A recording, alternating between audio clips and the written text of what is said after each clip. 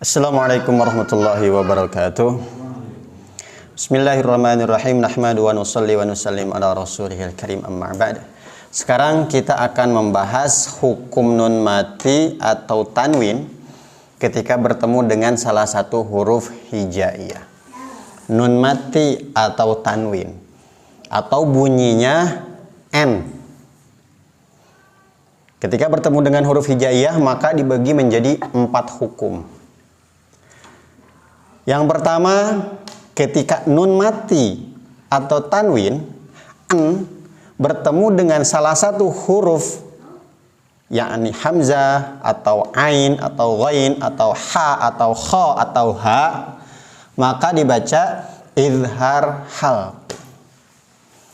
Idhar itu artinya jelas, halqi itu artinya tenggorokan.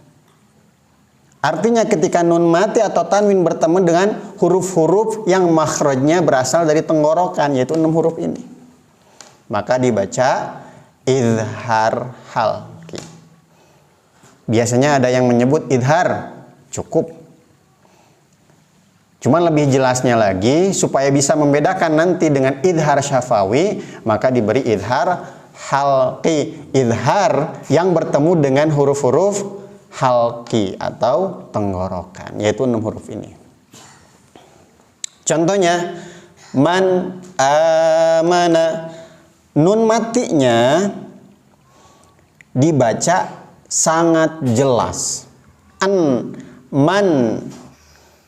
Kemudian toiron ababil, ron, tanwinnya dibaca jelas, benar-benar huruf N.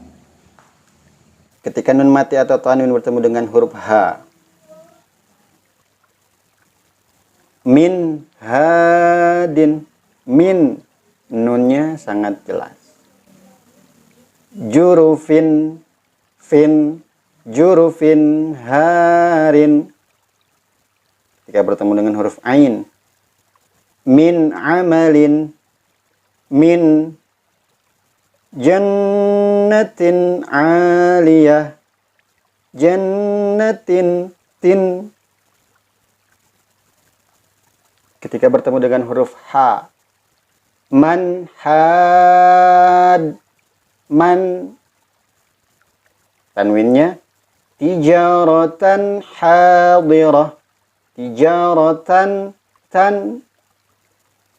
Bertemu dengan ghain, min ghillin, min an, tanwinnya ma'an ghadaqa, an.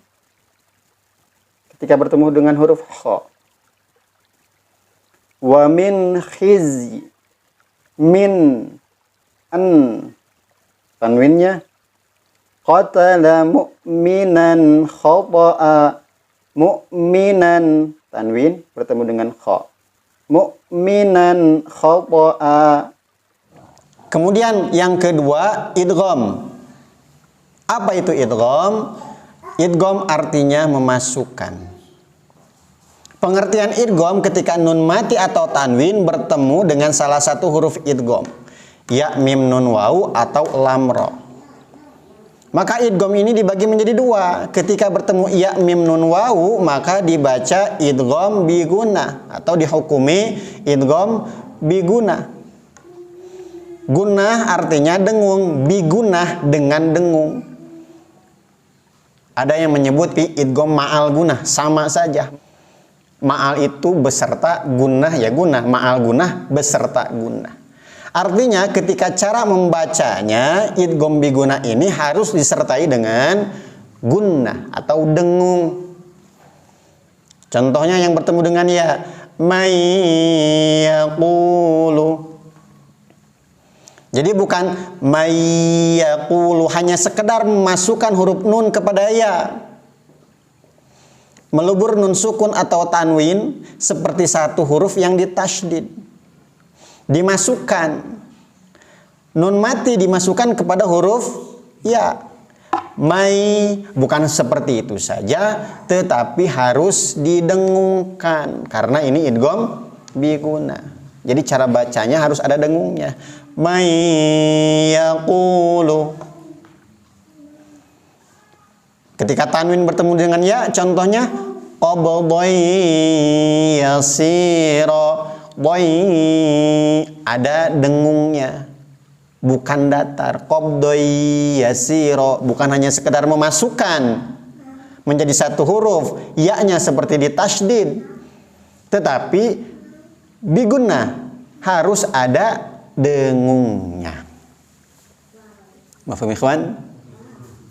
Ketika bertemu dengan huruf nun, min ni'mah, min, perhatikan bukan hanya sekedar memasukkannya saja, tapi suara dengungnya. Min, tanwinnya. Sultanan nasira, nan, ada dengung.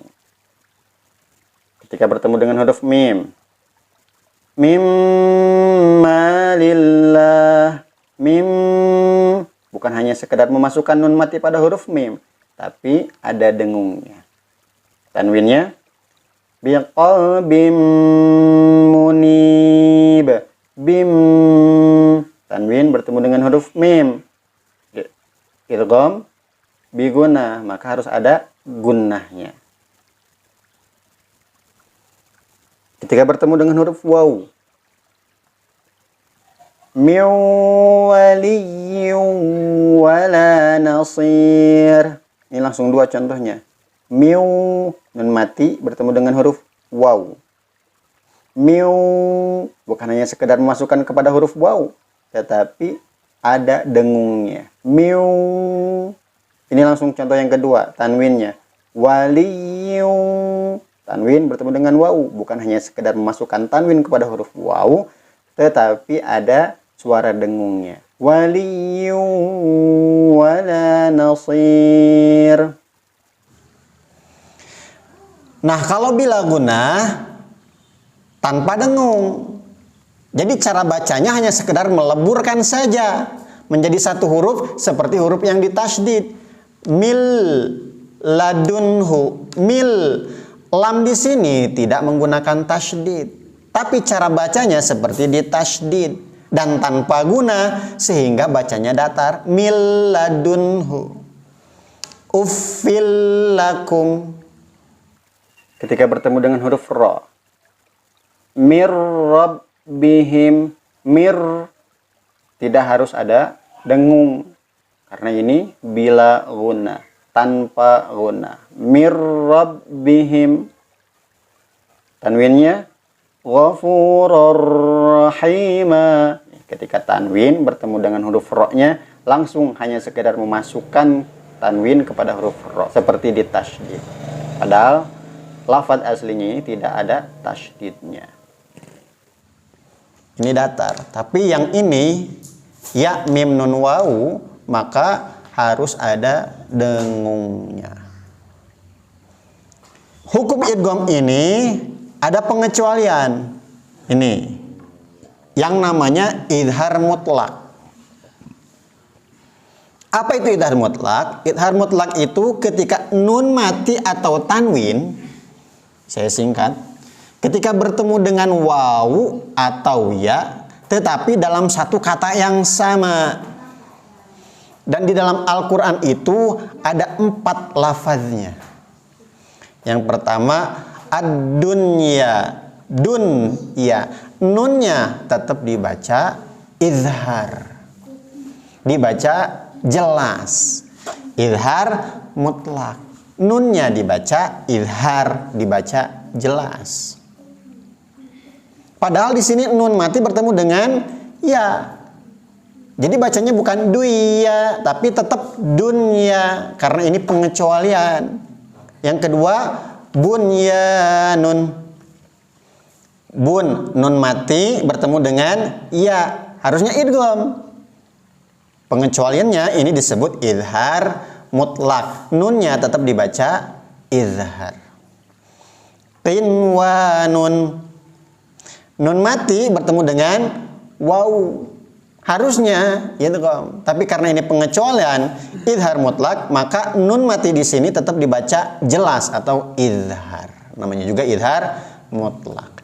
Yang keempat, sinwanun. Sin, nun mati bertemu dengan waw. Cuman karena ini pengecualian, maka ini nunnya tetap dibaca jelas atau idhar.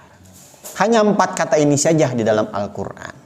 Ad-dunya, bunyan, qinwan, sinwan.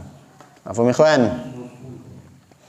Selanjutnya yang ketiga, nun mati atau tanwin bertemu dengan ba, maka dihukumi iqlab. Hanya 1 hurufnya.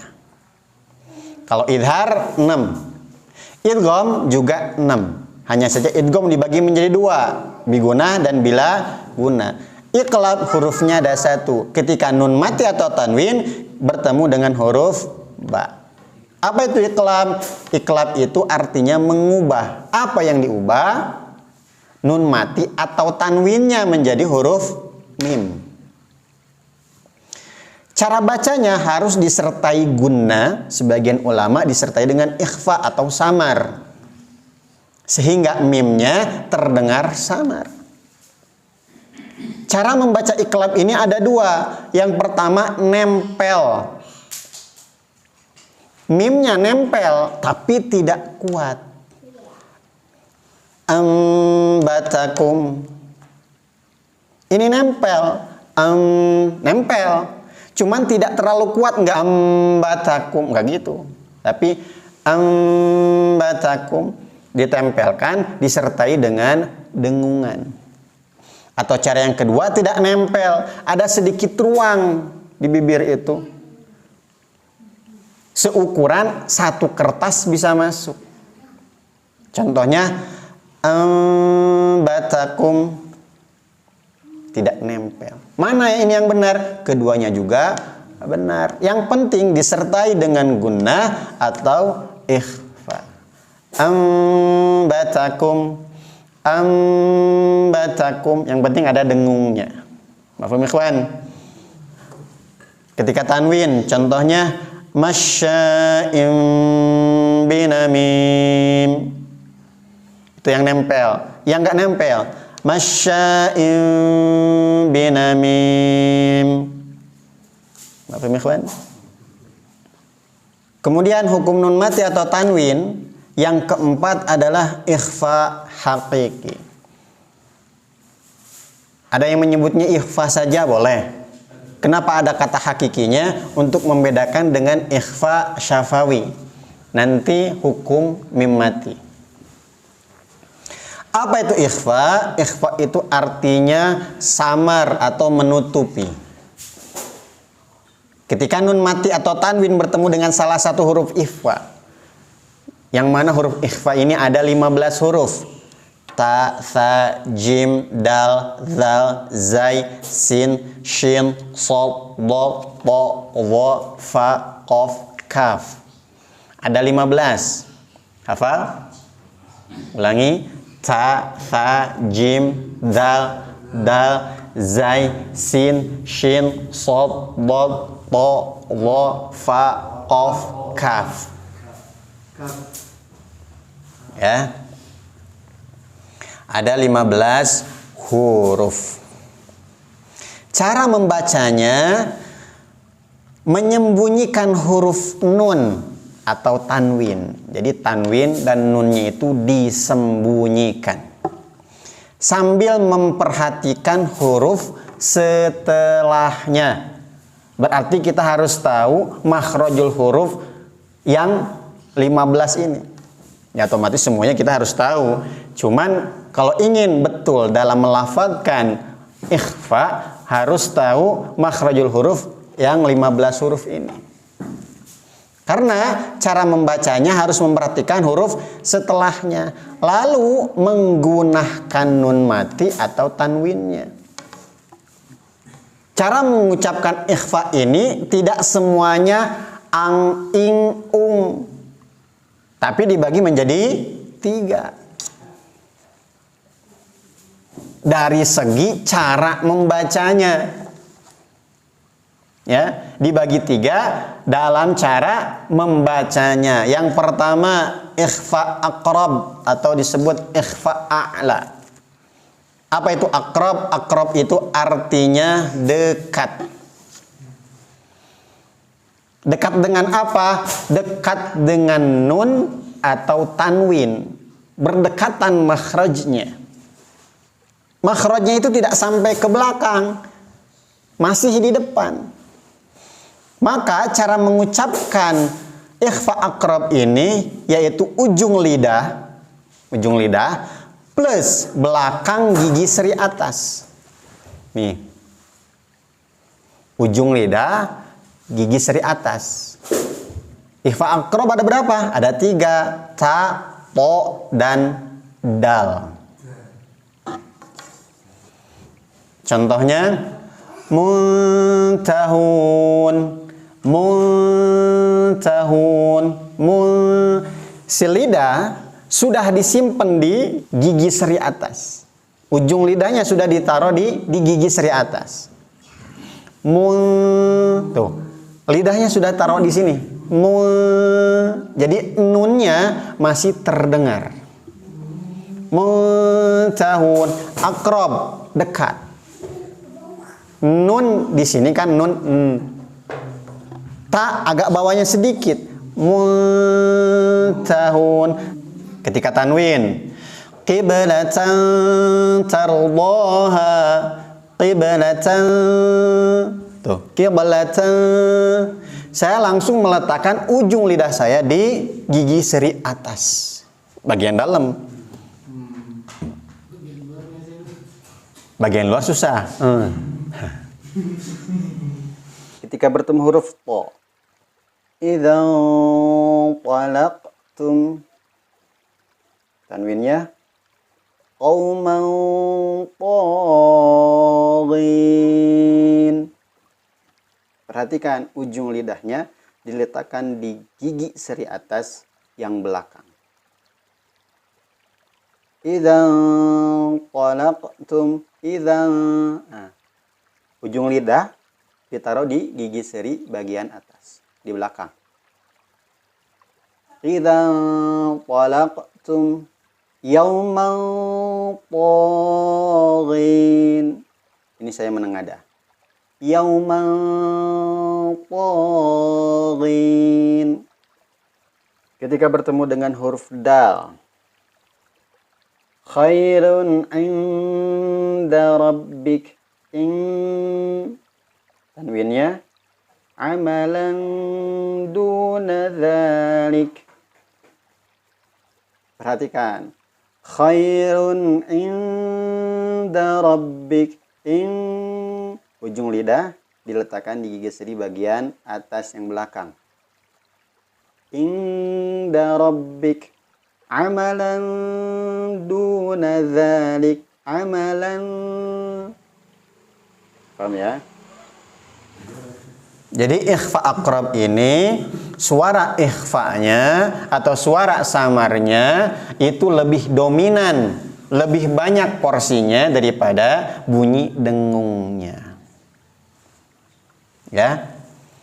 Kemudian yang kedua ikhfa ab'ad, jauh. Jauh dari apa? Jauh dari makhraj nun. Di mana makhraj nun? Di atas, di depan. Sedangkan qaf dan kaf ini di belakang di sini. Hampir ke tenggorokan. Ya. Berarti jauh dari makhraj huruf nun. Ada juga yang menyebut ikhfa ab'ad ini ikhfa adna. Nah, maksudnya ikhfa ang ing ung ini ikhfa ab'ad. Cara mengucapkan ikhfa ini tidak semuanya ang, ing, ung. Tapi dibagi menjadi 3. Nah, ikhfa yang cara bacanya ang, ing, ung adalah ikhfa ab'ad. Ada berapa huruf? Cuma 2. Qaf dan kaf. Dan ikhfa ab'ad ini suara dengungnya lebih dominan, lebih banyak porsinya daripada suara ikhfanya atau samar. Karena jauh dari makhraj nun. Cara melafadzkan bagaimana? Tadi ang, ing, ung. Bahkan huruf qaf itu agak dalam sedikit. Ketika bertemu dengan huruf kaf, contohnya yang kusun, yang dengung. Dengungnya lebih dominan. Sampai-sampai huruf nunnya itu seperti tidak terdengar. Ketika tanwinnya yauman kana. Ketika bertemu dengan huruf qaf, wa yanqalibu. Wa yang lebih dengung. Karena qaf itu lebih dalam makhrajnya. Maka cara mengucapkannya pun lebih dengung daripada huruf kaf. Ketika tanwinnya fathan qariba. Jadi ang ing ung itu hanya pada ikhfa ab'ad saja. Nah, ini yang ketiga yang banyak cara melafadzkannya, yaitu ikhfa awsat. Awsat itu tengah-tengah.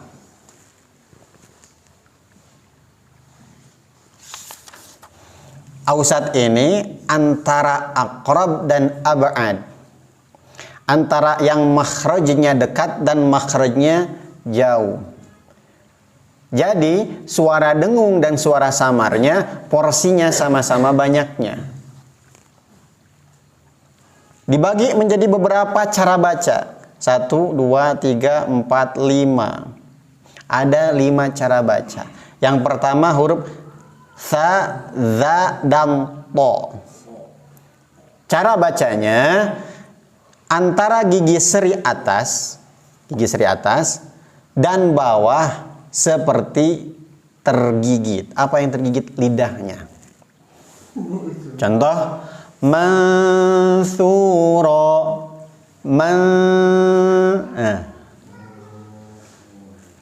Dengungnya terdengar, ikhfa'nya pun terdengar. Nunnya terdengar sedikit-sedikit. Kita sudah persiapan huruf fa. Mansuro. Contoh yang tanwin ma'an sajjaja. Jadi antara dua gigi seri seperti tergigit lidahnya. Ya, di sini antara dua gigi seri. Mansuro. Contoh ketika bertemu dengan huruf zal. Kunna munzirin. Tanwinnya yaumin dzi masghabah. Perhatikan. Ujung lidahnya diletakkan antara gigi seri atas dan gigi seri bawah. Seperti tergigit. Munzirin. Yaumin dzi masghabah. Jadi persiapan kepada huruf setelahnya. Jika bertemu dengan huruf Allah, fanzuru. Tanwinnya dhillan dhalila. Perhatikan.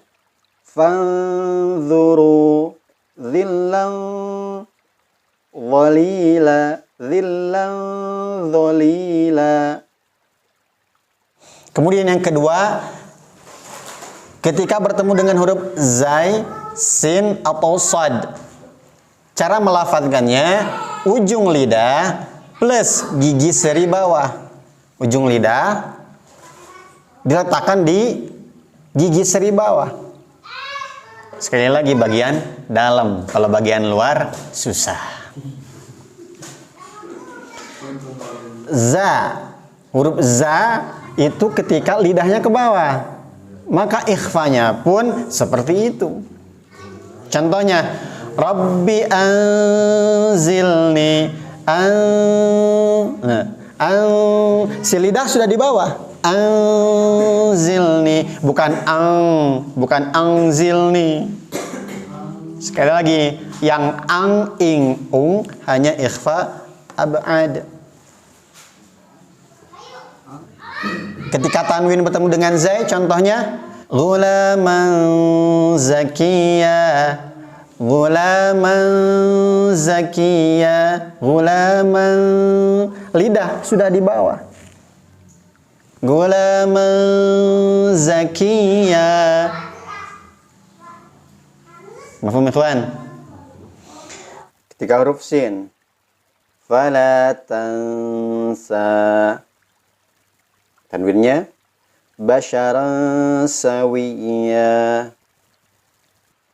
Jadi fokuskan ujung lidah di gigi seri bawah. Tansa, ujung lidahnya sudah berada di gigi seri bagian bawah. Tansa basyaran sawiyya.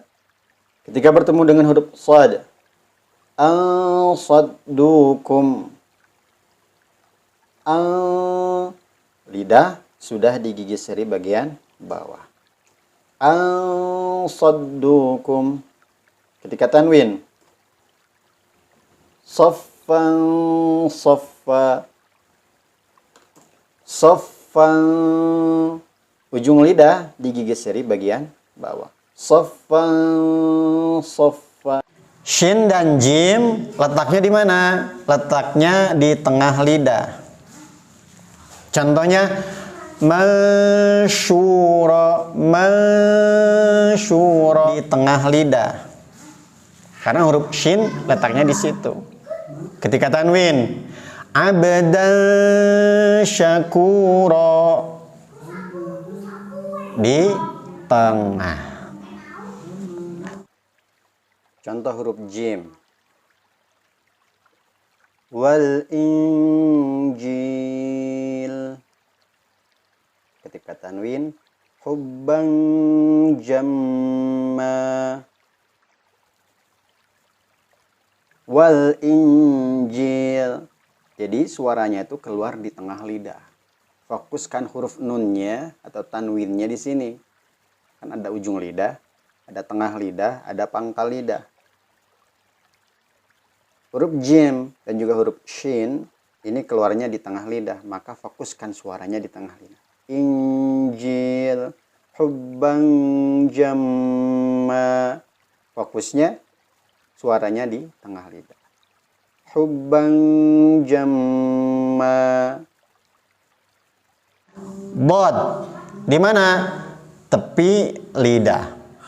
Contohnya maudud, maudud. Jadi cara baca ikhfa'nya di tepi lidah. Maudud, maudud, langsung ke samping.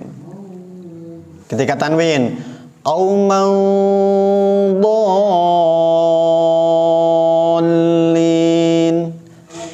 Kemudian fa, gigi seri atas diletakkan di bibir bawah. Gigi seri atas di bibir bawah. Fa. Contohnya fanfiru, fanfiru, fan. Si gigi seri atas sudah diletakkan di bibir bawah. Fanfiru. Ketika tanwir, qitalin fi. Jadi seperti itu cara melafadzkan ikhfa. Beda-beda ternyata. Tidak semuanya ang, ing, ung. Justru yang ang, ing, ung itu hanya dua huruf, kaf dan qaf. Selebihnya persiapan kepada huruf setelahnya. Jadi kalau kita mengerti makhrajul huruf yang 15 ini, maka cara membaca ikhfa pun insya Allah bisa. Terus bagaimana dengan orang yang membaca ang, ing, ung? Sedangkan pada umumnya orang-orang membaca ikhfa itu biasanya dilafadzkan dengan ang, ing, ung. Sebenarnya tidak ada masalah. Tidak berdosa juga ketika membacanya seperti itu. Hanya saja kurang sempurna. Karena kesempurnaannya seperti tadi. Bacaannya masih dianggap betul, cuman kurang sempurna saja dalam pelafalannya. Toh ternyata di telinga kita itu hampir mirip antara yang disebutkan tadi dan juga bunyi ang, ing, ung. Hampir mirip. Lalu kenapa di sini tidak disebutkan di dalam idgham? Ada yang namanya idgham mithlan, idgham mutamatsilan, idgham mutaqariban. Tapi kenapa di ikhfa di sini saya langsung jelaskan semuanya? Karena ini masih hukum nun mati atau tanwin. Makanya langsung jelaskan di sini. Biguna, idgham bilaguna, ini masih hukum nun mati atau tanwin. Sedangkan idgham mithlan, mutamatsilan itu bukan hukum nun mati atau tanwin. Di dalam ikhfa pun ada yang belum saya jelaskan, yaitu ikhfa syafawi, karena itu hukum mim mati, bukan nun mati atau tanwin. Bahkan di idhar pun ada yang namanya idhar syafawi, tetapi itu hukum mim mati. Makanya hukum mim mati atau hukum-hukum yang lainnya akan saya simpan di dalam pembahasannya. Di sini nggak saya bagi lagi. Hukum nun mati atau tanwin hanya ada 4. Idgham dibagi menjadi 2. Sedangkan ikhfa itu hanya 1. Hanya saja cara membacanya dibagi menjadi 3. Yang ang, ing, ung hanya 1, yaitu abad. Punya 2 huruf, kaf dan qaf. Mafhum ikhwan? Mudah-mudahan Allah fahamkan kita semuanya. Yang betulnya dari Allah, yang salahnya dari kekurangan saya pribadi. Wallahu a'lam bissawab. Kita tutup doa kifaratul majlis. Subhanakallahumma wa bihamdika asyhadu an la ilaha illa anta astaghfiruka wa atubu ilaik. Wassalamualaikum warahmatullahi wabarakatuh.